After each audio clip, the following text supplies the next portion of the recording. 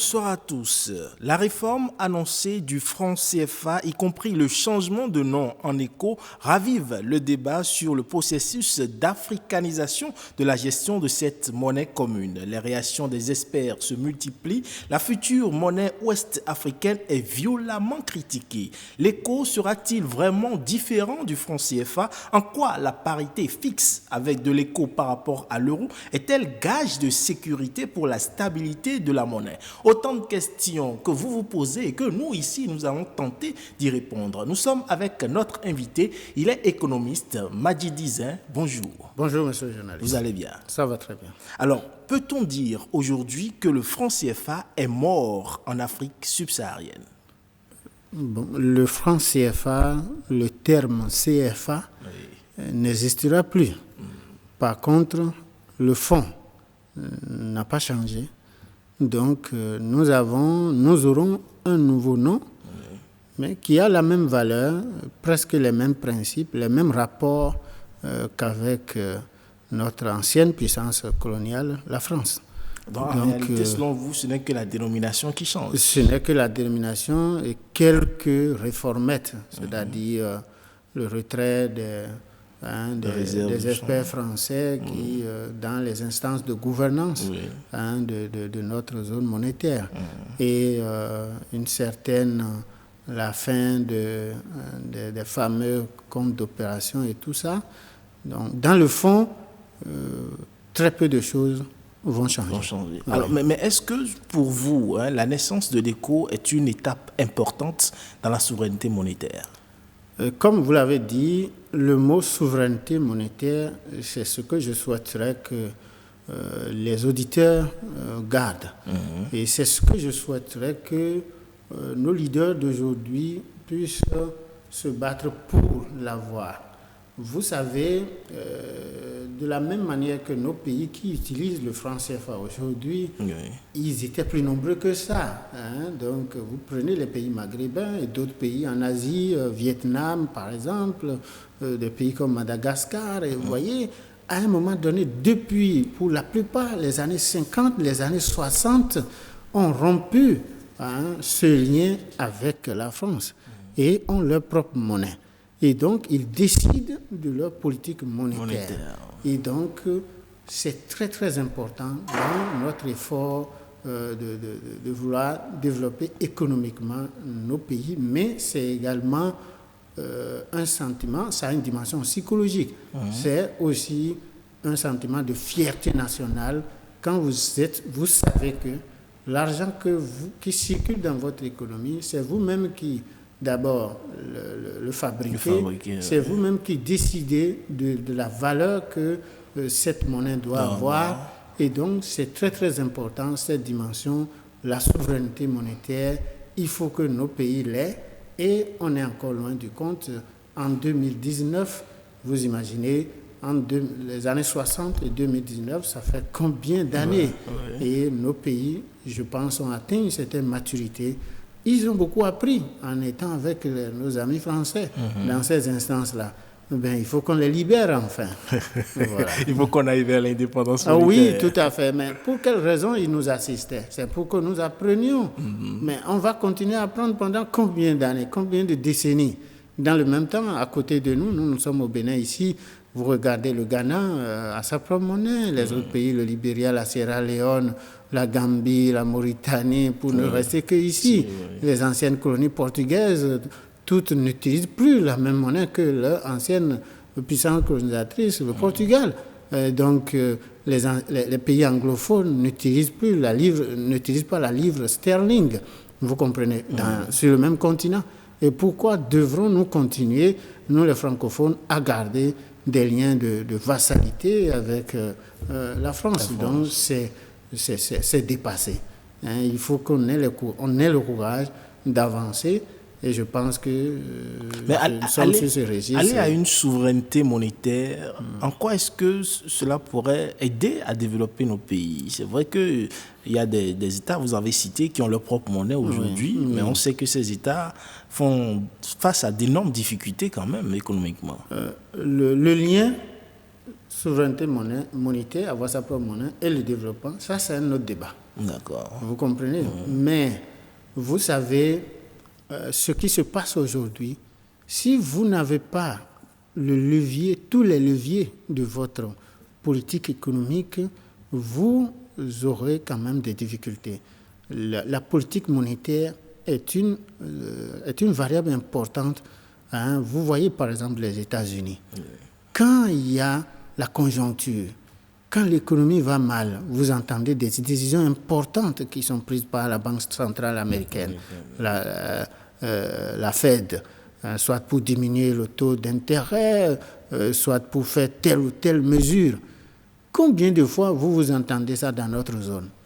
Que quand, par exemple, on a fermé les frontières et que ça ne va pas, avez-vous jamais entendu la Banque centrale de chez nous dire, bon, nous avons fait telle mesure pour relancer la croissance? Donc, ça, c'est un exemple.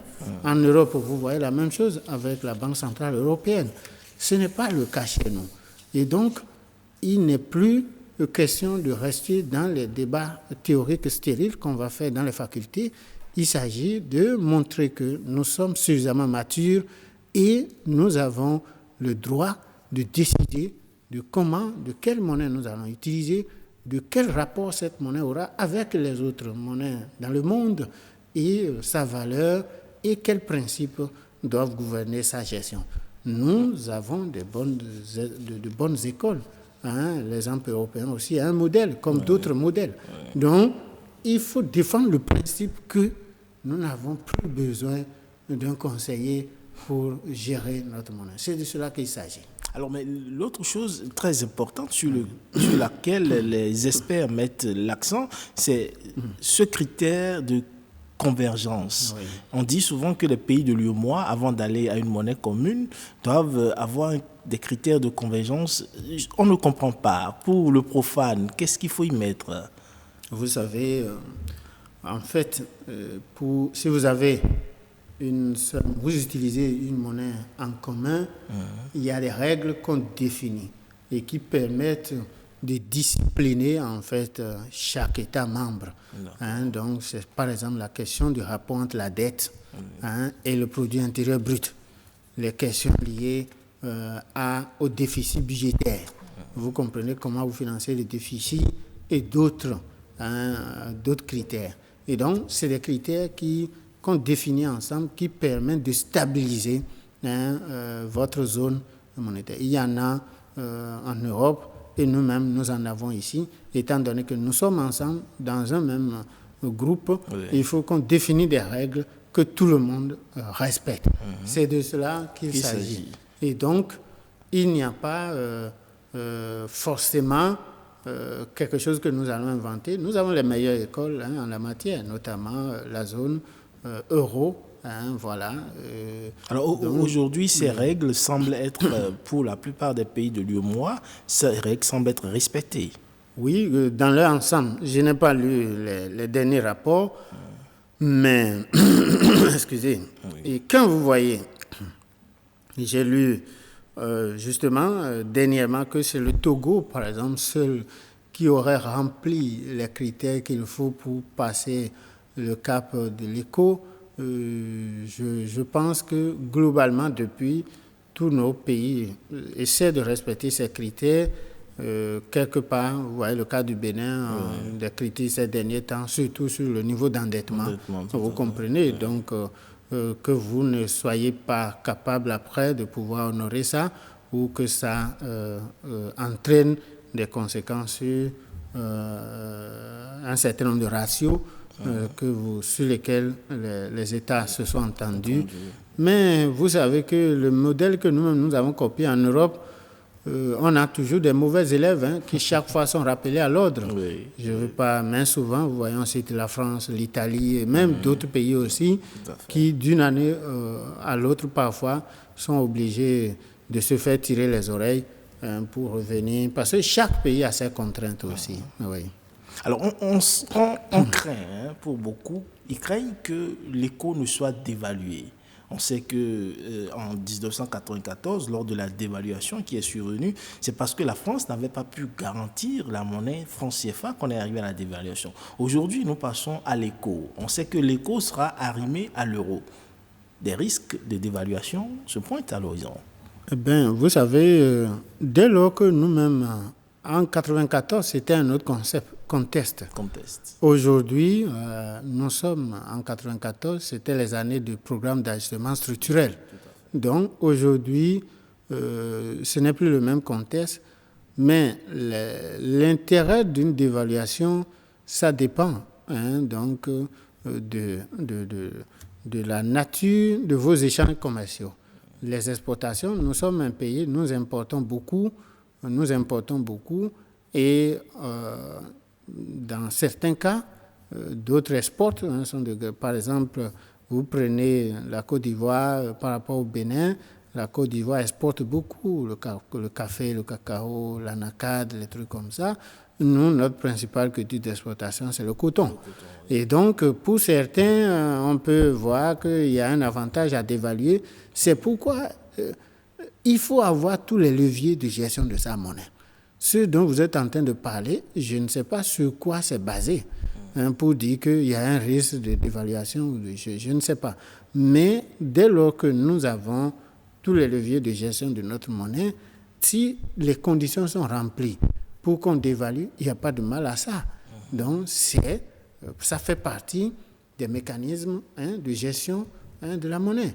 Et donc, pour faire en sorte que sa valeur, si elle est trop forte, elle ne pénalise pas, vous comprenez, elle ne pénalise pas la compétitivité de nos économies respectives. Or, vous savez, l'euro, c'est quand même une monnaie forte par rapport au dollar. Donc, si nous avons quelque part, en fonction de notre balance commerciale, nous voyons que c'est important de le faire. Il faudra être souverain aussi pour le faire. Alors, et non se faire dicter les règles par quelqu'un d'autre. En nous arrimant à l'euro, est-ce qu'on est toujours dans cette logique de souveraineté? Comme une fois encore, nous avions adopté un régime de parité fixe, un régime d'échange, la parité fixe avec l'euro. Et donc, aujourd'hui, c'est ce qui est toujours maintenu. Or, l'idéal, c'est que, comme on voit ailleurs, en fonction de la nature des échanges commerciaux entre les pays respectifs, c'est souhaitable qu'on ait un panier de monnaie. Donc, peut-être le dollar, le yuan, ou le yen, l'euro et tout ça. Comme ça, sans trop de fragilité dans l'évolution des taux de change, on ait quand même un régime de change qui reflète la nature des échanges commerciaux que nos pays ont avec d'autres partenaires dans le monde. Sachant que, vous savez, c'est avec les devises que nous payons les importations. Donc, beaucoup de commentateurs, d'analystes estiment que ce régime a quand même beaucoup d'inconvénients et il conviendrait de travailler à faire en sorte que le régime de change qui sera choisi soit conforme un peu, reflète un peu la dynamique de nos agrégats macroéconomiques. Donc je pense également, je suis du même avis que ceux qui pensent comme ça. Alors, il y a une chose qui est très importante, c'est qu'on sait qu'avec la monnaie unique, que cette zone UEMOA s'en va, il y a déjà le retrait des réserves de change. Et il y a également ce que notre chef de l'État, le président Patrice Talon, a suggéré, c'est également qu'on donne la possibilité aux banques africaines, aux banques centrales africaines, de pouvoir gérer la monnaie et de pouvoir intervertir avec les partenaires. Cet aspect des choses pourra donner plus de... pourra garantir un peu plus la solidité de la monnaie commune. Vous savez, ce que le chef de l'État a dit, je pense, c'est dans la même logique de souveraineté. Nous sommes suffisamment matures. Nous avons de grands banquiers, nous avons de grands économistes qui ont fait leur carrière au FMI, dans de grandes institutions. Donc, mais qu'est-ce qu'on va encore apprendre à ceux-là? Laissez-nous gérer librement notre monnaie Et puis, les meilleurs outils, les meilleurs mécanismes qui existent, nous allons les explorer. Si on ne fait pas des erreurs, on n'apprend pas aussi. Donc, mais si on fait des erreurs et qu'on tombe dans le néant, cela pourrait forcément agir sur l'économie mondiale. Vous avez d'autres exemples en dehors de notre zone et de l'Europe, de la zone euro. Dans combien de pays au monde vous avez encore des zones qui partagent, en dehors de la zone franc, en Afrique, la zone euro, mais presque partout. En Asie, vous voyez, c'est là où on a la plupart des pays émergents. Ils gèrent leur propre monnaie. Qui gère ça pour eux? Il faut se poser la question. La Corée, l'Inde, le Brésil, qui leur apprend encore comment gérer leur monnaie? Donc c'est de cela qu'il s'agit. Comme je le disais, nous avons les compétences déjà, nous avons suffisamment d'expérience pour pouvoir gérer nous-mêmes notre monnaie et utiliser les meilleurs outils, les meilleures approches pour pouvoir faire de la politique monétaire un véritable levier. Mais ces craintes ne sont-elles pas fondées?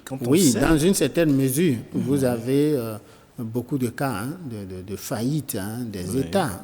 Et même des cas de corruption, de détournement qui gangrènent nos États. Vous avez... Mais nous, on a au moins la chance d'avoir des institutions, des pays stables, qui ont des institutions fortes. Et comme je l'ai dit aussi, nous avons aussi... vous prenez aujourd'hui, dans tous les pays, on prend la BCEAO, notre banque centrale, elle a des cadres compétents, elle a géré pendant des décennies. Et donc, aujourd'hui, on peut estimer que cette institution, elle est suffisamment rodée, et donc pour maintenant faire chose là. Donc, moi, je pense que, et parmi les chefs d'État actuels, certains ont été gouverneurs de cette banque.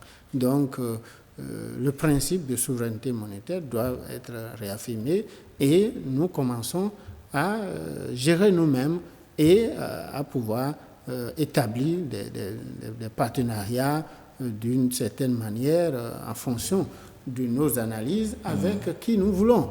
Si c'est les Européens, si c'est les Américains, si c'est les Asiatiques, à nous-mêmes d'apprécier et non encore continuer à nous faire dire ce que nous devons faire. Oui, c'est ce principe qu'il faut commencer à réaffirmer. Voilà. Alors, les pays anglophones ne sont pas, pour le moment, ne sont pas encore partants pour une monnaie commune. On prend le cas du Nigeria, par exemple, qui a souhaité une rupture totale avec le Trésor français avant de pouvoir s'engager. Oui, mais si vous étiez à la place du Nigeria, vous allez dire quoi? Vous êtes libre. Et du fait que vous êtes amis à quelqu'un, on veut travailler ensemble, vous allez subir le lien de vassalité que l'autre a avec son ancien patron. Non, le Nigeria, c'est un grand pays. Donc, ne demandez pas au Nigeria de venir accepter les conditions que la France a posées au Bénin, au Togo. Non, je pense qu'ils ont totalement raison. Et nous avons plutôt, nous autres francophones, à beaucoup apprendre de ceux-là. Voilà. Ils ont un peu... ils ont fait des faux pas, mais ils ont eu le temps d'apprendre. C'est ça aussi le plus important. Et nous avons une zone formidable, la CEDEAO, et avec toutes ces, vous voyez, 15 pays, on a des richesses énormes. Nous avons des hommes formidables, nous avons des institutions solides, aussi bien au plan politique, au plan économique, pour pouvoir gérer convenablement une monnaie sans avoir un garant. Oui. Qui va garantir quoi? Pourquoi il ne garantit pas la monnaie des autres, de ces autres colonies? J'ai donné le cas des pays maghrébins, le Maroc, la Tunisie, Madagascar, le pays en Asie. Au départ, utilisaient également le franc. Voilà, qui à un moment donné ont rompu ça depuis les années 50, depuis les années 60. Nous, on attend quoi? Mais ce qu'on ne dit pas très souvent, c'est que si on va vers une monnaie unique, il faudra beaucoup plus de productivité. Les pays devront travailler davantage pour pouvoir exporter beaucoup plus. Oui, comme je disais, nous avons déjà appris à avoir une monnaie. Nous avons une monnaie unique. On a une seule monnaie qu'on utilise. Donc, on n'a plus de problème. On sait déjà gérer cette monnaie. Donc, productivité ou pas, bien sûr, la monnaie seule ne suffit pas. Être souverain au plan monétaire ne suffit pas. Il faut justement travailler. Nous avons des tissus productifs très, très fragiles dans la plupart de nos pays.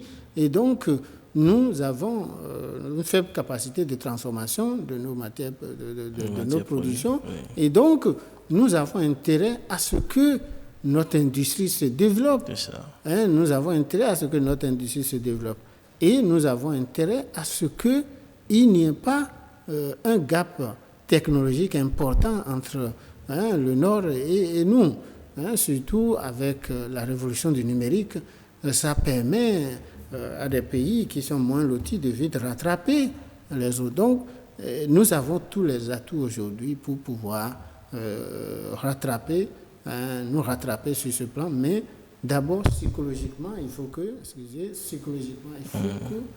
on sache que nous sommes libres. C'est ça. Totalement. C'est un travail psychologique également. Psychologique, voilà. Si on voit nos présidents vont prendre leurs ordres à Paris, ça pose problème. Ça pose un problème. Alors que les autres, je ne vais pas les citer.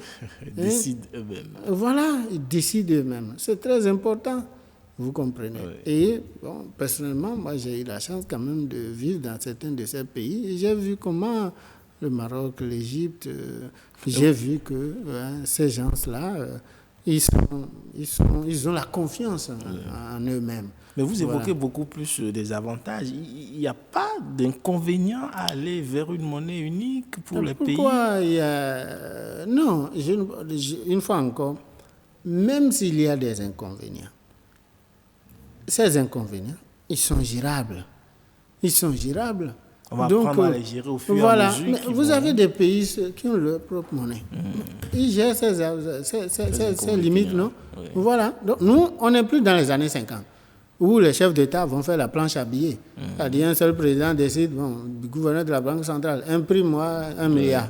Non, on n'a plus ce risque-là des dictateurs qui, vous comprenez. Oui. Donc, on n'a plus de problème à ce niveau. Nous avons des institutions indépendantes qui fonctionnent déjà bien. C'est le principal facteur de stabilité, de gestion d'une monnaie. Et donc, le principal risque, c'est l'inflation.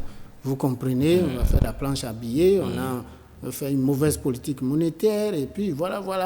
Il n'y a pas une discipline sur le plan de l'endettement et beaucoup d'autres choses. Donc, nous avons appris beaucoup en termes de discipline dans la gestion des finances publiques.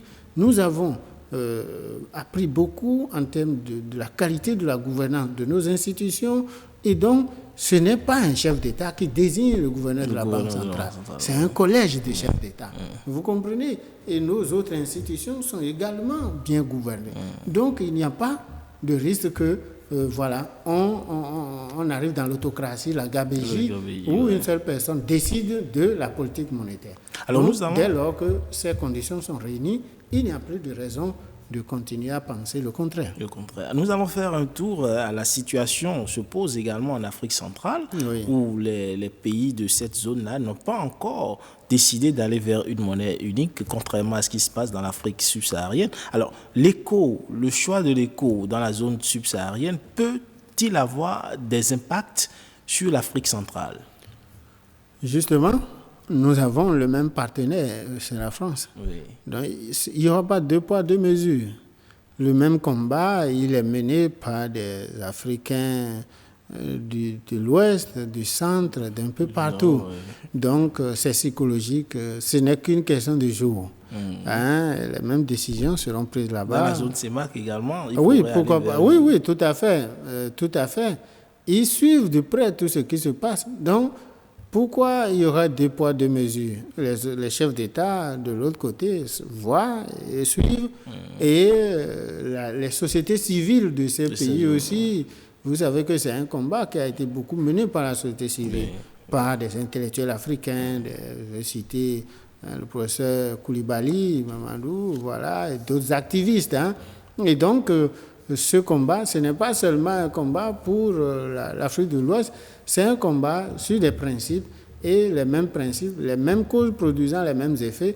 Et ce qui se passe en Afrique centrale, je pense que également, c'est une question c'est un souhait. Et il faut que les chefs d'État de cette région prennent rapidement leurs responsabilités également. Sinon, ils risquent d'être emportés par la vague de contestation que nous voyons un peu partout. Alors, si vous aviez un mot à l'endroit de ces gouvernants qui ont choisi d'aller vers la monnaie unique, de ceux qui sont encore réticents face à cette monnaie, quel serait-il? D'abord, quelle que soit réticence ou pas, réaffirmons le principe de souveraineté monétaire. Devenons autonomes.